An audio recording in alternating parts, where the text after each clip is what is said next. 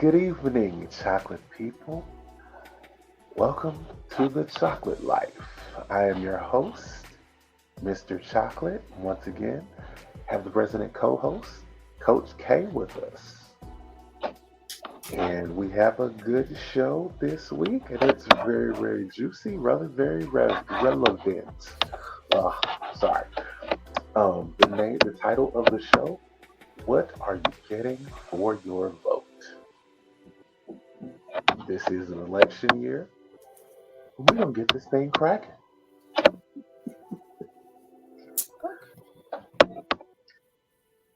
How you doing, Coach K? I'm well. How are you? I hear some clicking sound. Is that you typing or what? I I do not know. I haven't been clicking on anything. It's not Yeah. clicking now, but hello, audience. We're happy to have you. Join us again this week. Uh, for you who actually tune in to the Democratic convention, now you've seen what the Republicans have done. And now we've seen what the Democrats have done. And the question we have to now pose to the community, because this is a community situation, it's really not an I or you, it is us. Something we need to keep in mind that people like to piggyback on is the anthem that comes out of melanated community, and that is it takes a village, because the mindset of melanated people is it takes all of us to make things happen. But just the opposite coming out of the pale skin community out of Europe, where their concept is the survival of the fittest, or every man or woman for themselves. So therefore, that individualism versus the collective. Yes, we do have to take personal responsibility for our actions. Yes, we have to learn how to be our own person. But at the same time, nothing that is accomplished in this ethos we call life is accomplished by ourselves, or uh, pretending to be an island. An island is just that, an island separated from all of the community. So, in the process of us actually retraining our brains, we have to play into the narrative that it takes a village, because the village is what got us where we are thus far. This concept that Europeans have taught us through all of the different schoolings and all of the different systems have taught us to move away from what makes us brilliant people. Brilliant people find ways to be creative, to work together when situations are actually trying to kill not only us as a person, but kill us as a whole entity, as a group of people, and quite frankly, to kill the whole earth. Because if we just look at history, and tonight we're gonna look at voting, but we're gonna look at voting in kind of a different way, because the question asks, what are we getting for our vote? Not what am I, and I may have framed it like that when we talked about it earlier. What am I? But what are we getting? Because it takes all of us. And we saw this week that there were people coming out on the stage advocating for Kamala Harris to be president. Quite frankly, many of the people who came out were used to be Republicans. Some of them said they still are Republicans. But we have to ask the question, what are we as a group? And we don't have to really work hard.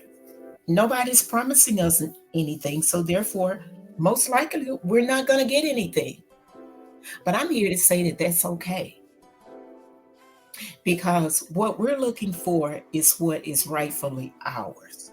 And if we start advocating for ourselves and what's ours, we will eventually build a larger community where we can get things on the local level and we can get things on the state level. And then when we get to the national level, we don't have to fight so hard. We don't have to sell each other out.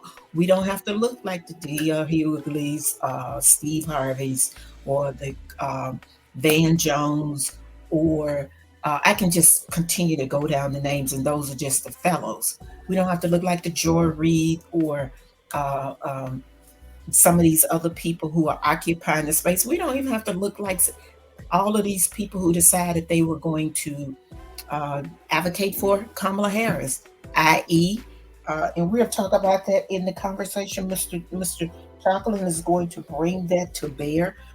But what I want to do is give us a little history um, on how we as a group have been deprived of economic power. And for 50 years, and I'm talking about 50 years in the 1800 to 1936, I'm talking about that 50 years. There was a behavior pattern from the power structure, the white elite power structure. And I hope you guys begin to see that white means power. White does not mean skin color, because we can see with Kamala Harris ethnicity denotes being Caucasian or uh, affinity to whiteness, the power structure. Even though she has melanin in her skin, um, Kamala Harris has not grown up in our experience, so therefore Kamala Harris, regardless if she has melanin, is not a part of us. Likewise, Walter White, who could have passed for white any day of the week in the way people describe whiteness now, but his experience denoted that he grew up in the Atlanta area.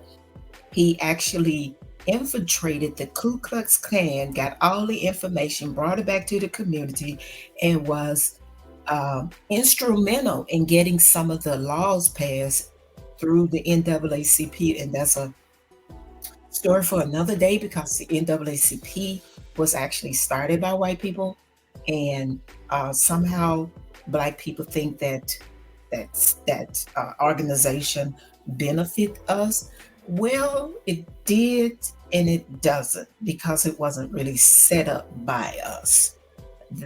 White people like to put white money, and we see that today. They like to put white money behind stuff, and they put Black people as a front face, and yet and still, white capital continued the same thing it has always done.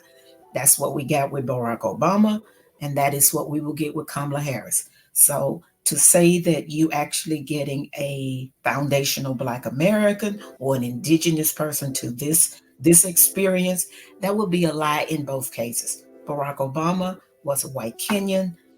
Kamala Harris is an Indian Kenyan. I mean, an Indian white person. So, however you want to frame that, they're not us. Not simply Kendrick Lamar's song. They're not like us. They're not us. There is nothing about either one of these people denotes us. For you guys who want to go back and look at Barack Obama for the second time and look at his history, Barack Obama went to a boarding school. Not going to spend a whole lot of time on him nor her. I want to talk about us and how we have not had economic to go our way. So if we're going to talk about voting, we have to talk about how do we get economic power. If the Jewish people, the white Jewish people, can get economic power, we can use them as uh, a what about ism, because that's where power structures continue to try to use us to keep us at the bottom. Um, APAC, is a part. The white Jewish structure has formed APAC. APAC is doesn't matter if you're Democrat or Republican, as long as they can buy you or buy their vote, they make sure they get what they want. And right now they're getting genocide. So genocide is a part of the APEC prescription. They fit right there with the white supremacy. However, we will not see people talk to the Arab community or the Palestinians the same way these people have been talking to Black people. And we have to learn how to have our own backs, learn how to tell our own story, and learn how to tell what it is we're looking for as far as economic power. That's what a vote is for. It is to give us power. And if it's not giving us power, then if we're not being promised anything, then my question is, then why are we voting? I'm going to ask that. Why are we voting? Why are you voting? Because it's about power. And until we can form an alliance and allegiance to each other, that's not going to happen. Let me just give you some indicators on how much white supremacy been the bane of our existence. The European pale-skinned Negroes out of Europe have destroyed anything we've tried to do to simply be a part of this regime they call a country, wherein our ancestors really did build. And not only built the country, but try to be a community among ourselves. And we see the same thing we're seeing now with the Project 2025. Project 2025 is just, as we stated last week, it's just a culmination of all of the activities that the Europeans have done as the power structure in this country to keep us bound and subjugated. I'm going to give you several cases to just look at for yourself to show you this is a behavior pattern to keep us at the bottom. The first one is the Carroll County massacre. Carroll County the Carroll County massacre happened in Mississippi, and that occurred, matter of fact, at the courthouse, and that was March 17, 1886. It happened because let me just read from the article. So if you want to go back and read it for yourself, it's fine. It came out. The author of this article is called Rick Ward. It was back in 2012. The theme in the period, they're talking about African Americans, taxonomy, how this case almost was lost to history, kind of like what Ron DeSantis is doing when he's trying to ban books and ban information. We have to learn how to build our own libraries again. Back in 1886, it was a mass attack upon a group of African Americans in a courtroom or on a courtroom ground that left 10 people dead and another 13 injured. The trouble began in January 1886 when two brothers, Ed and Charles Brown, according to reports, says they were half Black and half Indian American. Now, I need you to go and actually figure that out. How are you half Black and half Indian? But notice how they form language. And they were delivering molasses to the local saloon in Carlton, which is the county seat of Carroll County. Okay. When they bumped and spilled some molasses on a man called Robert Moore, this white man said to be from Greenville, Mississippi. Well, to make a long story short, his attorney got involved, somebody named Monroe Lindell. And he decided he was going to deal with these brothers on behalf of his friend. And they confronted him.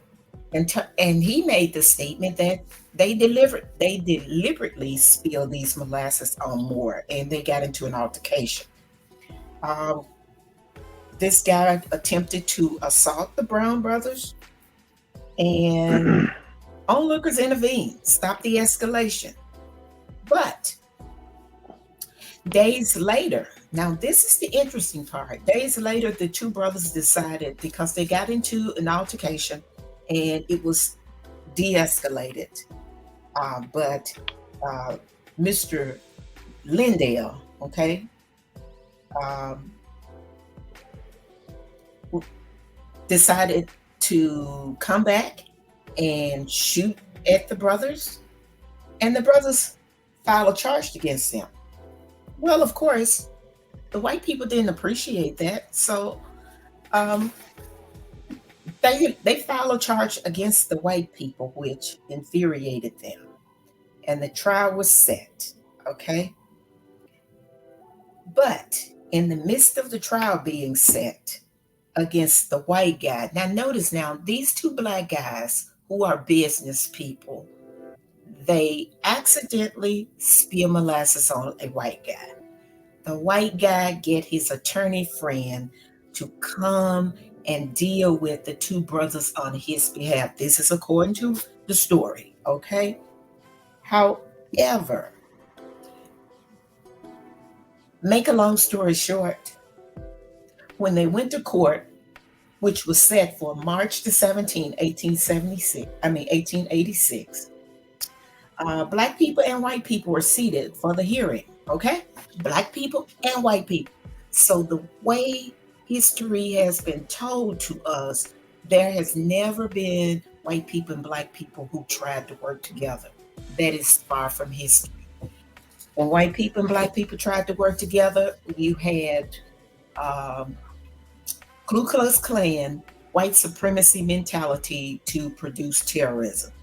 Because when they walked to the court to have this information, to hear the hearing, okay, I'm not sure where these people came from. The statement does not say where they came from, but they said from 50 to 100 people rode into town, dismounted at the courthouse. Now, this looked like a Wild Wild West type thing, because remember, people still on horses at that time. They fired a barrage of shots up on the plaintiffs and the black citizens in attendance.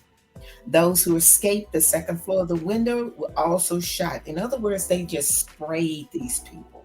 But check this out, no white people were hit. And then they left town. And the bullet holes stayed in the courthouse until the 1900s. Nobody was ever charged. And then when they did make uh, reportings, different investigation, quote unquote, in the 1890s, okay? Remember now, this happened in 1886, but it's 1890, which is 4 years later.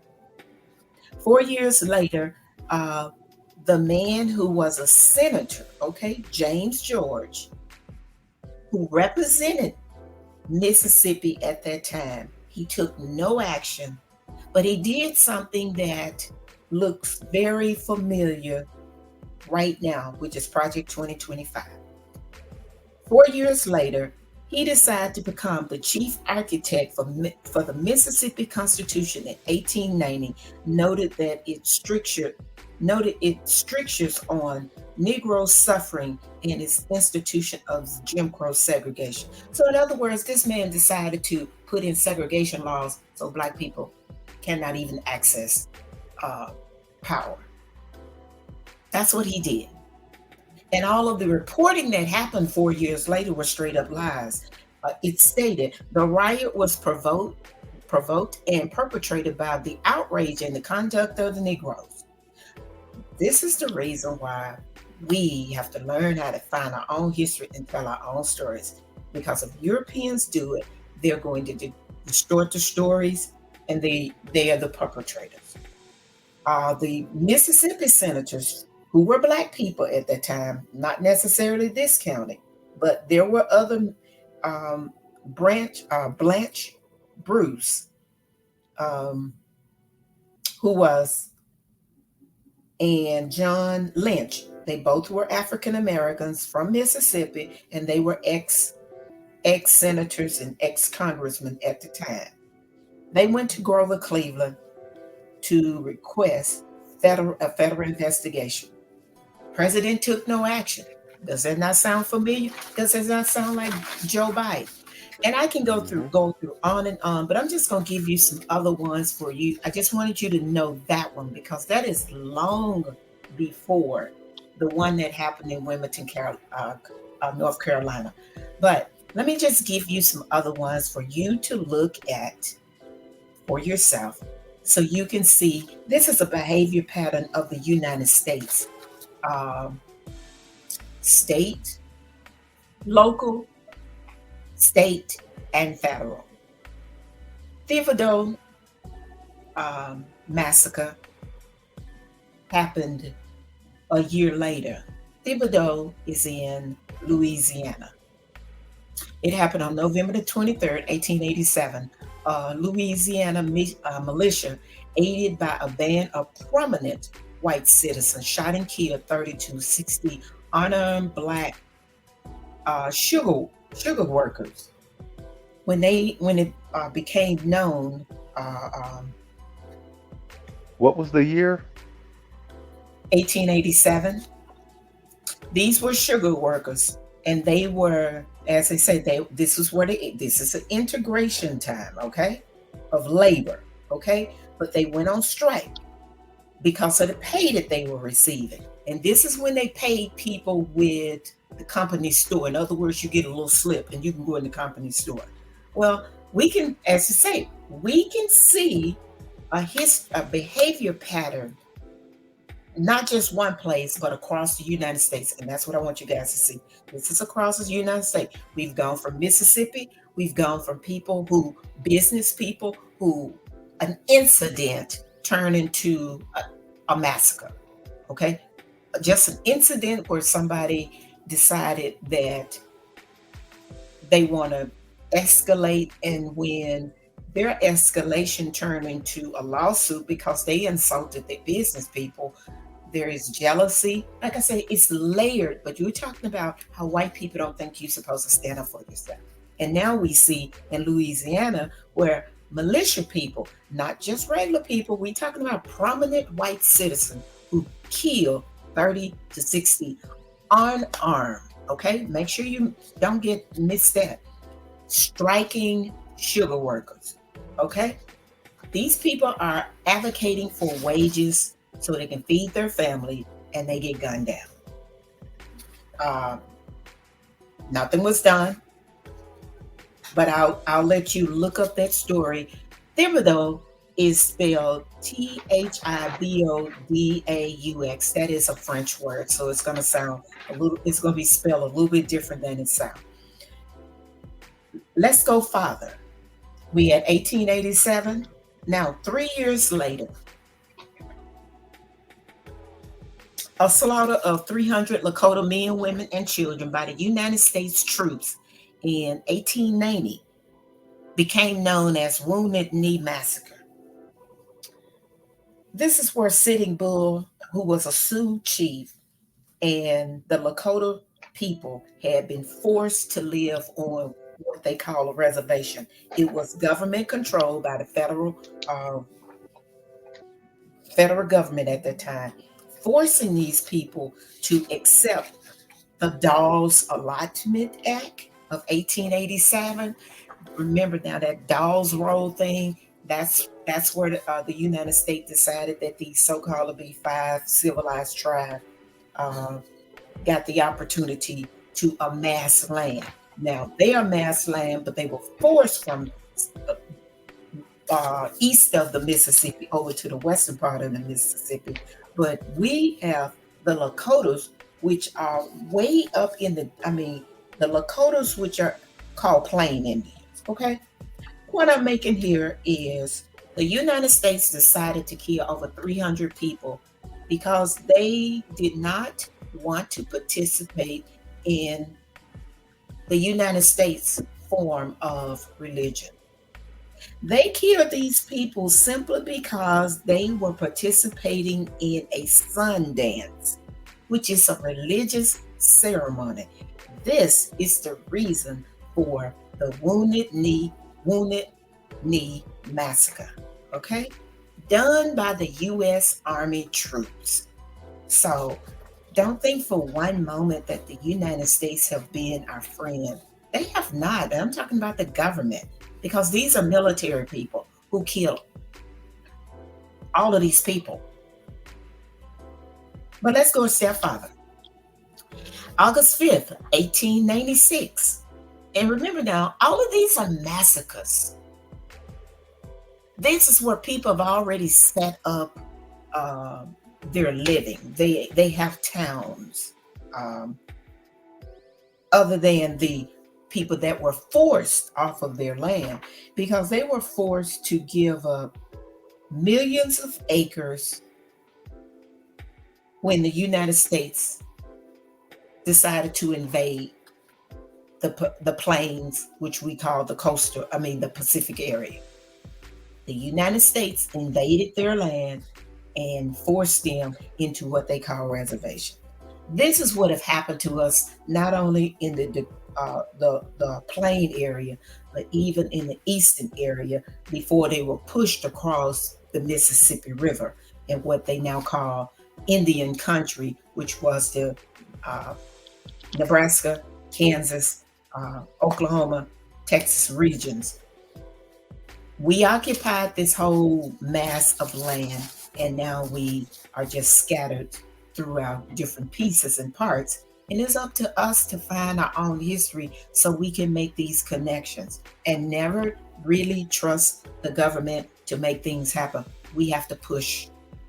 We have to push. We have to fight. We have to fight. We have to push. We have to continue to do that, because that is the only way we're going to get results. We're not going to get results waiting on anybody that's supposed to be a politician to do things that's fair and equitable. That is not how any of this works. I don't care if their faces are dark or not. We have to force people. If they're not from the community, then we have to check their paperwork. But let me get back to this, and I'm going to let Mr. Chocolate come in a few minutes. August 5th, 1896, that's in Pope County. Pope County is in Arkansas. And this is when white workers attacked black workers when they were coming from Kansas City, Pittsburgh, and Gulf Railroad. As a result,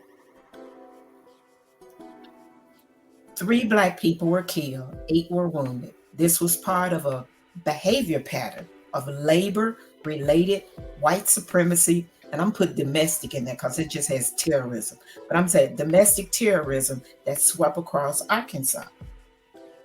They continued. There was an attempt by the white people to drive out the black people from Mena, which is in Polk County. However, these black people established a town, and this community was called Little Africa, which was just east of Mena. And if you look on the map, you can find Mena, Arkansas, really right now. But they were going to Mena to work, okay? And all of these attacks kept continuing. And in 1901, there was actually a lynching that was a part of this particular situation. So we're talking about 5 years later, and then they lynch somebody as a result. This is how the domestic terrorism has been embedded into the land fiber that people such as Tim Scott of Kamala Harris has the audacity to say America is not a racist country. You have to ask the question, and we don't have to argue with any of these people.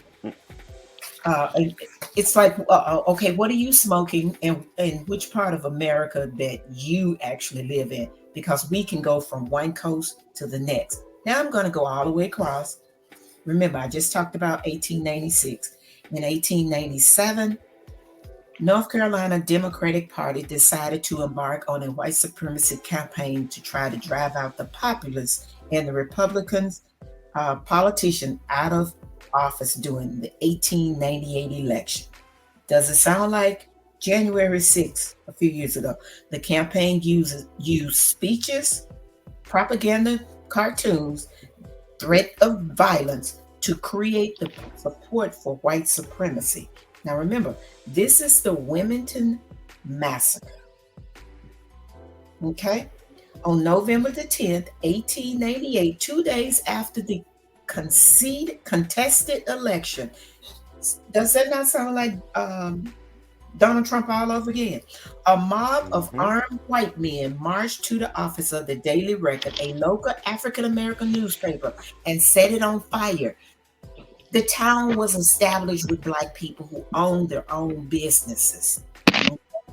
After burning the Daily Record off it, in other words, white people have always decided to destroy what they cannot control. They always want to make sure there are no records of their dirty deeds.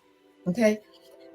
A violent mob then took to the streets on the north side of town and attacked African Americans. I'm just going to call it black people because that African American label, that's not what I embrace. Now, if you embrace it, that's on you. I know that's how it's written in this story, but I'm going to say black people. An unknown number of black people died. Other people, black and white, were banished from the city. On the same day, local officials were forced to resign and were replaced by white supremacy leadership.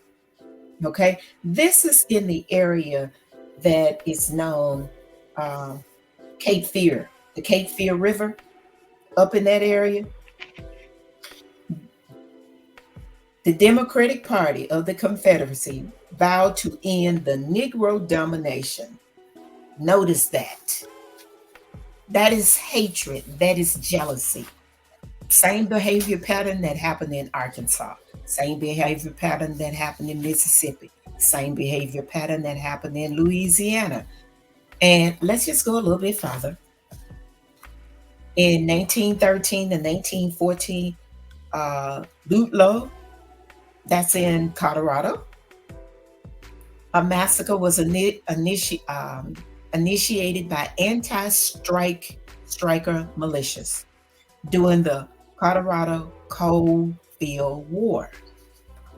Okay, coal miners and owners bitterly and often bloody battled over labor strikes. Okay, people want living wages. People never wanted to work for slave wages, even after slavery was over. The elites who ran the organizations that we call corporations. Remember, the Supreme Court allowed corporations to become people so they can pack all of the white entities with hidden money and name it whatever they want to. On April the 20th, 1914, guardsmen began firing on a tent colony. That evening, 11 children and 2 women died in a fire. Check this out. It was set by the National Guard. I need to say that for a moment. It sparked a nationwide protest, and the person who owned this mining place, that was John D. Rockefeller Jr. But as you can see from history, we have a lot of different histories that we need to know about, but we don't because we've allowed European culture to infiltrate what we call HBCUs, and HBCUs have not served us well. They've only been an extension of the elite, or as they call them, universities, and they try to pattern everything they did by the white elites, because in essence, they wanted, they pretty much call themselves elites by following all of what European philosophy has told them what what being of privilege is supposed to look like. But let's just move. We're going to move on. I have two more, and then I'll let Mr. Chocolate come in to tell us why it's important for us to understand about these people who are supporting Kamala Harris. Because in 1906, and as I stated, some of the words they use, this is not what this is not how people called themselves back then. So I much rather read a real article, a real news story from back then, because people are going to call themselves certain things that these people who are rewriting the history now, they're not going to call themselves uh, black elites. And in 1906, between September 24 and September 26, a white mob killed a dozen of black Atlanteans, wounded scores of others, and inflicted considerable property damage. Remember how white people um, clench their imaginary pearls now when they talk about black people are looting and they're starting fires? Well, somehow it was okay when they burned down and killed black people around the country. Okay? This is 1906. This is the dawning, and we're talking about how Jim Crow has been ushering itself in. It wasn't just overnight. It started right after the Civil War, and it solidified itself after Lincoln was killed, and Andrew Johnson came into office, and everything that was meant for black people, Andrew Johnson gave it to the white corporate ruling class. Okay. I'm going to just have you to just look up the rest of the Atlanta massacre, because I want to just get to the part where um, Mr. Chocolate could come in, and that is the massacre in 1908. Because in 1908, this is a springboard that's going to lead up to what is now called the NAACP. And you see the NAACP, you see the Urban League, you see all of these people that now, quote unquote, continue to advocate and say people died to have a right to vote. Well, you have to ask the question, died how, where, and what have we achieved from the death that people died? Because I don't see where none of the benefits have gone to black people. I've seen where black people have sold other black people out. The massacre that happened in Springfield, and now we're in Illinois now. Okay, we've gone from Colorado, we're in Illinois. In 1908, a massacre was committed against black people by a mob of 5,000 white people in Springfield, Illinois, between August 14th and August 16th, 1908. Okay? They killed the black people, and they burned their homes and their businesses to the ground. And it was 2 years later that this was the catalyst that started the NAACP. And I want you guys to understand, the NAACP was actually started by white people, or as some people say, Jewish people. They still white people. We see what the Jewish people, and not all Jewish people, but we're seeing by wearing that label what's going on over in Palestine right now.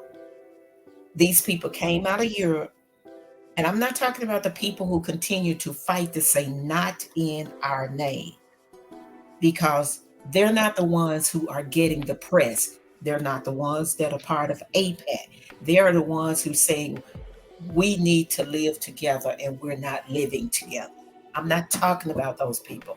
I am talking about the people who are just as hateful as the people who walked around with robes on and with the little funny eyes, who are now the Nick Fuentes hanging out with a Ben Shapiro, and they're just as hateful as a Benjamin Netanyahu. It gets to be blended together the same way the Barack Obamas or the Kamala Harris continue to spew where Israel has the right to defend itself. Well, that's throwing a bone. In other words, wink, wink, nod, nod. We gonna give you weapons so you can continue to kill all of these women, these men, women, and children, because those are the black people over there in their own land at this point. Meaning that these are the people who don't have the same representation and don't have the political structure to fight for themselves. And that's what we need. We need a structure to fight for ourselves. And the only way we can do it, we have to finance ourselves. We have to learn our own history. We have to figure out ways. We have to get our own attorneys. We cannot wait for any of these people. Doesn't matter which party it is. Kamala Harris was up in the Chicago area. Kamala Harris said nothing about that young 6-year-old Palestinian child who was murdered by his mother's landlord when there was this massacre started back in October. Kamala Harris said nothing about that. Kamala Harris said nothing about that young woman who got shot in the face by police. She's up there in Illinois, but she didn't even bring these two things to her platform. Although people are, having fun, it's been joyful. That's fine. But we still have a war going on. We still have people who didn't even have a voice. Not only did black people and black issues were not talked about, qualified immunity was not talked about, reparations was not talked about, bringing people to justice, none of that was talked about. But neither were the Palestinians who are representative from different states allowed to talk in the convention. We're talking about politicians who have legal reasons to be a part of that convention, and they weren't even allowed to have a voice. So tell me, how is the Democratic Party any different than the Republican Party? I'm going to let Mr. Chocolate just give you guys some information, and hopefully this has been enough for you guys to just nibble on, to see that these behavior patterns have not changed. We must change the way we approach what we want and what we need. And we need bills to protect us. We need hate crime bills to protect us, not protect everybody else. Kamala Harris said, and apparently she's sticking to it. I'm not going to do it. Am I going to make laws to just for specifically for black people? No. And she said it with attitude. However, when she got in the White House with Joe Biden, the first thing they did, which is a slap in the face for us, but we used to people slapping us in the face. Now it's time for us to stand 10 toes down and slap them in the face with information. Okay? I'm not preaching violence. They're good at that. Then we have to preach is truth. And with that, I'm going to let Mr. Chocolate come in and give us some of these things that continue to lead us in the wrong direction because we're looking at people to give us something that they're never going to do. Specifically, these so-called fraternities and sororities who have Greek titles, Greek names, yet and still they supposed to be representing black people. Make that make sense, Mr. Chocolate? Yeah. So, uh, these Greek lettered organizations got started mainly because black students couldn't be in the white organizations that were already started at white schools, or that we would call PWIs, predominantly white institutions. So the first one that was started was Alpha Phi Alpha in 1906. And shortly thereafter, Uh, the female version of Alpha Phi Alpha was started called Alpha Kappa Alpha, started in 1908 on the campus of Howard University. All right, next was Kappa Alpha Psi, which was started in 1911. And then after that was Omega Psi Phi in 1911. Then in 1913, Delta Sigma Theta was started. In 1914, Phi Beta Sigma was started. Then their bound sister sorority, Zeta Phi Beta, was started in 1920. Then there, on the campus of Butler University, Sigma Gamma Rho was started in 1922. And the very last fraternity that was started was Iota Phi Theta, 1963, on the campus of Morgan State University.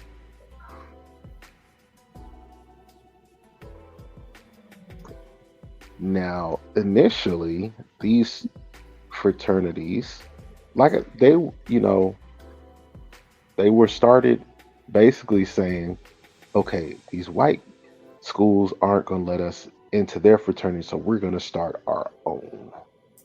And they're pretty much acting in the same way a white fraternity or sorority would. Now, it's only 9 black ones, but there are hundreds of white ones.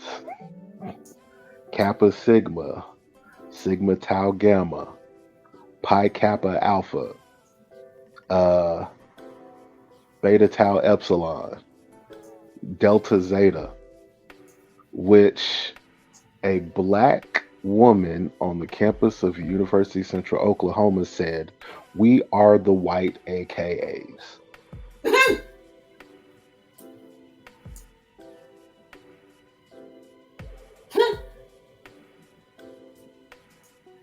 Yeah.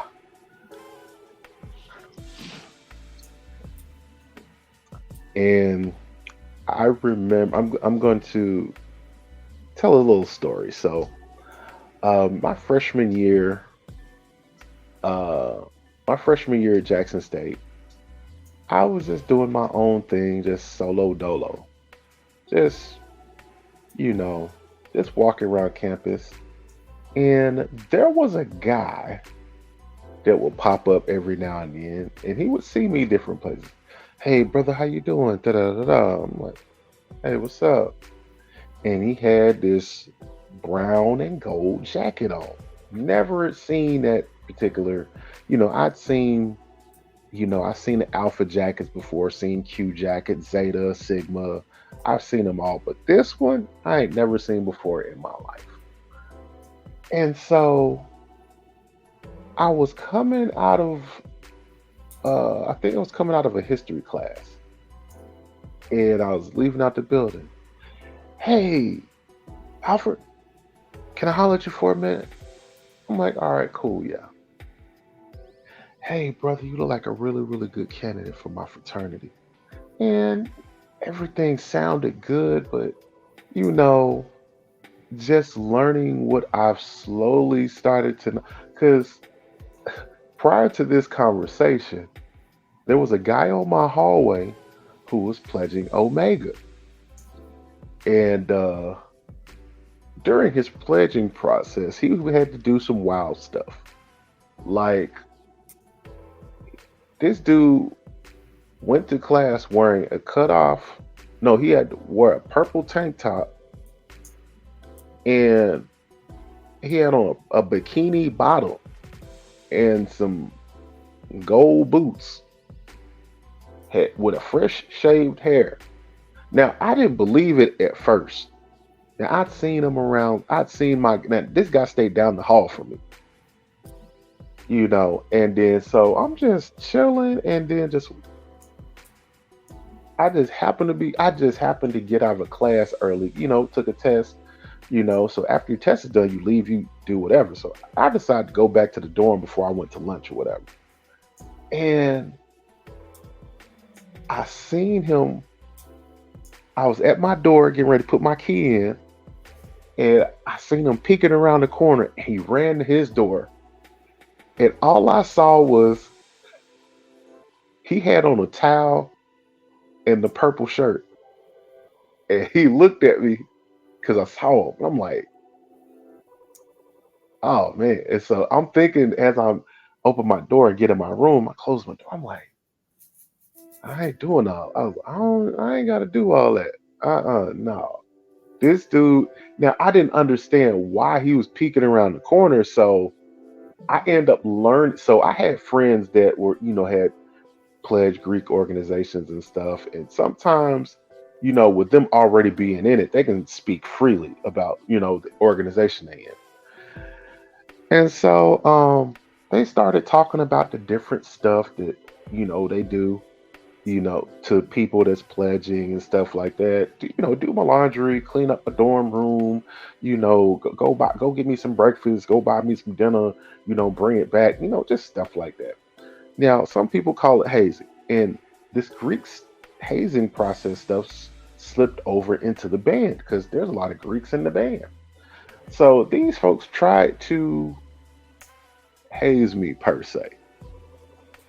And there was only one, no, there was two upperclassmen that kind of pulled me aside. I was like, hey, you good? Like, what's going on? And I remember telling this guy named Kimani. He never called me by my real name. He always called me big man because I was a big dude. Still a big dude. And he was like, hey man, you're not doing the same stuff that your section is doing. Like, what's going on? I'm like, first of all, I grew up, I was like, the stuff y'all doing here, like, would get people effed up where I'm from. What do you mean? I was like, first of all, y'all beating people up, y'all putting hands on people. I was like, and y'all just talking crazy. I'm like, first of all, that's not how I'm built. And he's like, what you mean when you say people get effed? I was like, I come from a military town with all kinds of people. I was like, there are people that go hunting, they get guns for gifts at age 12, 13, and 14 years old. I was like, if you do this to somebody, they are going to shoot you. And he looked at me and I'm like, where you? And he was like, where you from? I was like, dude, I'm from Tennessee. I was like, I'm from right outside of Nashville. And he was like, how many black people in? I was like, dude, like it was 90 white people in my class. My class was mostly brothers, sisters, and others. How many people was in your class? I was like, it was about 400, about 420 people. And he was like, oh. I was like, yeah. I was like, you got all these upperclassmen and folks talking crazy, like they really about to do something to me for not going along with what they doing. But how many of them actually stepped up to fight me and they talking a big game to me? And he was like, you got a point, big man. So he was like, I'm gonna talk to them, and make sure they. And he was really paying attention to my facial expressions as I was telling him what I was telling him. And he was like, hey man, this hate. And I remember walking into a conversation. I'm going to the band hall, and they kind of outside in the foyer of the band hall. Hey man, this hazing stuff ain't gonna go too well with some of these folks. Like, what you mean? Man, y'all don't know where some of these kids is from, man. Some of these kids come from places where, like, the stuff we doing to them, like, they gonna fight back. Oh, no, they not. I'm like, he was like, listen, that big dude in the saxophone section, don't mess with him. Like, he's not like the rest of them. He was like, they just going along because it was like, this don't mess. He was like, I'm telling you, don't mess with that one. He was like, I'm in 2 classes with him too, and I see how he moved by himself. Hey, he was like, hey, y'all need to back up off of him. If anything, Y'all need to don't even mess with him on it. He was like, if everybody, he was like, it's different. He's like, it'd be different if he was a pain in the butt doing crazy stuff or stuff like that. He was like, but that's not him. He's only doing what he is asked to do. Anything outside of that, he's not gonna roll with it. But see, And this is the kind of mentality we have to stand 10 toes down with everything we're trying to do. Because sororities and fraternities are set up with people basically who have self-esteem, who trying to look like people who are not them, and trying to set up this false sense of community. In other words, you become a part of this clique, then we can make things happen for you. But right now, we don't see anything that these cliques have really done for the communities. As I said last week, if these people really wanted to do something that was a bold move, they would have took those millions of dollars, those female organizations and those males, and they would have given it to these survivors of the Tulsa massacre and made a statement to say, we're going to just say pay for legal representation. It could have been something, but instead they took, I don't know how many millions they raised, but they took their money. They were eager to come together on a Zoom meeting to support this person because she's a part of their clique. She's not a part of the struggle. And I guess many of them are trying not to be a part of the struggle. But if we're not a part of the struggle, then what are we doing? And I still say the question, what are we getting for our vote? And if Kamala Harris is not offering anything, and if she's standing 10 toes down to say she ain't gonna do nothing for black people, then black people need to show Kamala, in other words, let them fight it out. It's enough white people this time around who don't want Donald Trump's rules to make it happen. Okay? It really is. If they get something, then more power to them. If we're not getting anything, then I still ask the question, what are we doing? Our vote is not for free. It shouldn't be. Mine is not. I don't know about yours.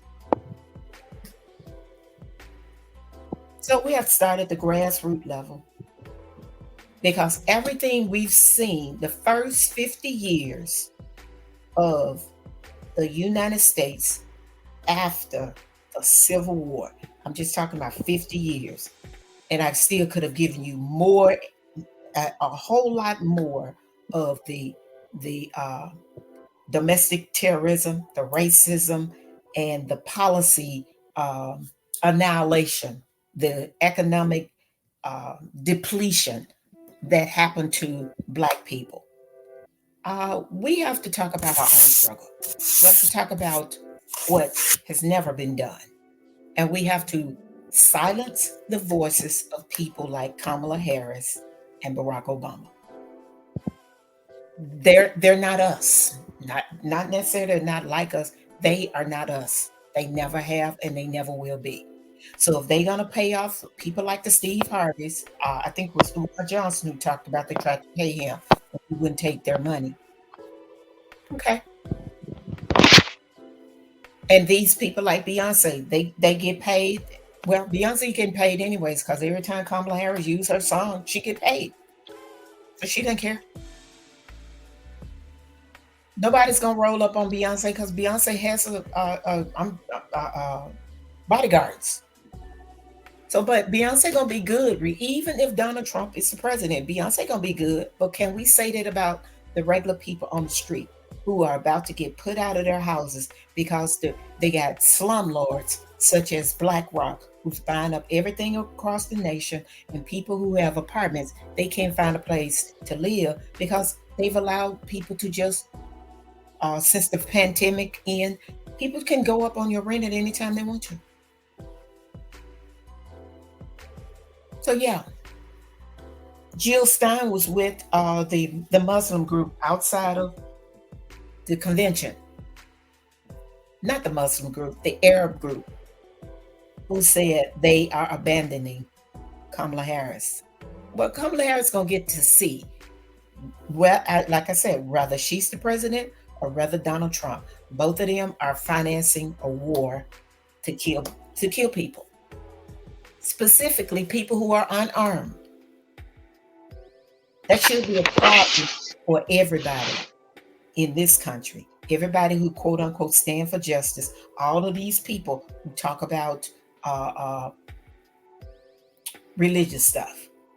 We saw the United States have killed people because they didn't practice quote unquote religious stuff. However, right now you got the Project 2025 trying to force their religion on people.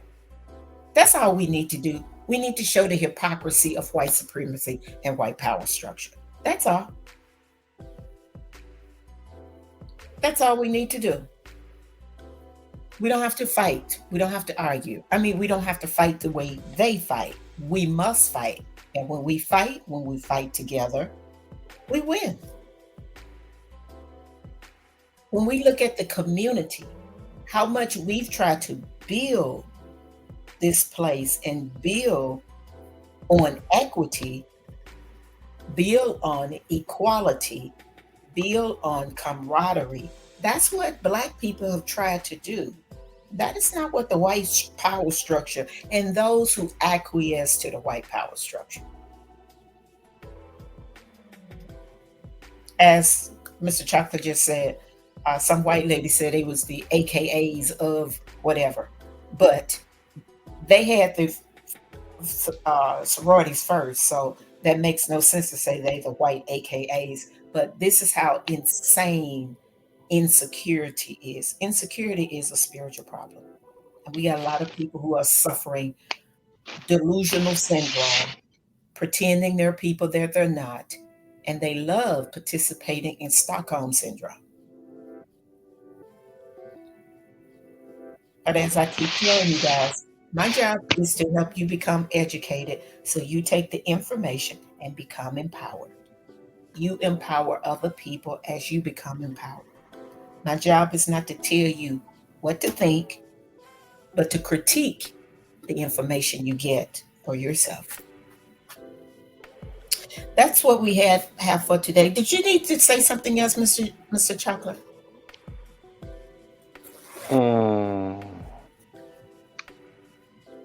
I think I covered everything. Okay. Yeah. Well, we will probably bring up voting again, but it will be maybe in a different frame of reference. But we've seen the quote unquote the two major parties that's got most of the propaganda. There are other people, as I've stated before, who are running for president, and things can change. But if not, we still have to continue to work because in 4 years, Kamala Harris or Donald Trump will be lying again. Okay? And then the only thing we need to do is continue to work together to build our own network. And hopefully you guys got some information this evening that can be sufficient for learning and empowering. And with that, I'm going to land my plane. All right. I hope you got a lot of information from this show. All right. For all questions and comments, please email therealchocolatelife@gmail.com. All right. Like, share, and subscribe on whatever platform you are listening from. The Chocolate Life podcast is available on Apple Podcasts, Spotify, Pandora, iHeart, Amazon Podcasts, AfroPods, Zencaster, Overcast, Red Circle, Spreaker, Pocket Cast, Podcast Republic, Podcastle, Listen Notes, Tune In, and many other podcasts are coming soon. Enjoy the rest of your weekend. Stay ready so you don't have to get ready. Be safe and keep your head on a swivel. All right. Stay safe. Stay vigilant, chocolate people. All right. Until next time, peace out.